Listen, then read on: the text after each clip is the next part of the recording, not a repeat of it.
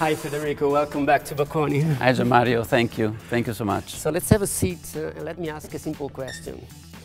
So back in 1999, you disrupted the fashion business. What do you remind of those days?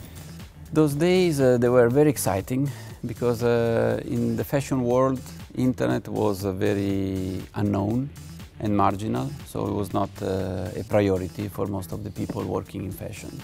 So my role was more the one of an educator at that time. And I remember that I started to speak with one brand, and then another brand, and another brand, and another brand, and another brand. And as always, there have been the innovators and the followers. Sure. And also at that time, I remember that I spoke with a couple of brands that they were the first one to jump on board and to dream with me, because mine was a dream, was simply a dream, because I didn't have anything to show. Of course. So we are now in the full of the digital revolution. So it's cloud computing, blockchain, artificial intelligence. What is ahead in consumer markets today?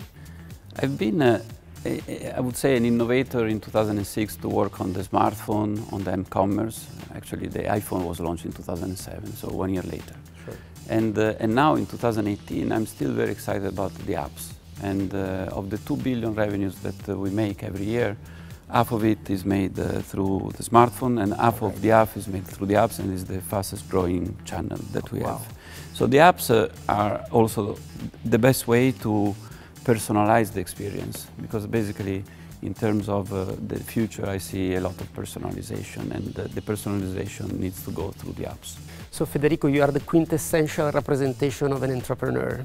How do you see leadership today? Leadership for me is always thinking about the customer. So if you know your customer, and you can know your customer by instinct or through data, through many ways of information. Sure. So when I come up with a strategy or with a vision or with a plan, I always start from the customer. In my business, the customer is the most important person, that is the king of everything.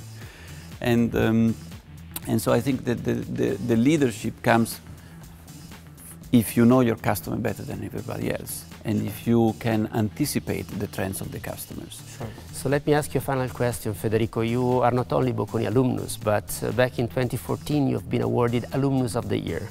What did Bocconi mean for you? Bocconi meant a lot. I remember that I was a young boy coming from Ravenna, which is northeast of Italy, by the sea, a small province, Italian province. And I remember when I chose to come to Bocconi, it was like a big decision, because all my friends from my childhood were all going to Bologna, that was very close to Ravenna. But I decided, no, I want to go to Milan, because it's the capital, the economic capital of Italy. And I still believe that Bocconi, one of the strengths of Bocconi is the fact that it's based in Milan. Probably now more than ever, because now Milan is booming, it's very well managed.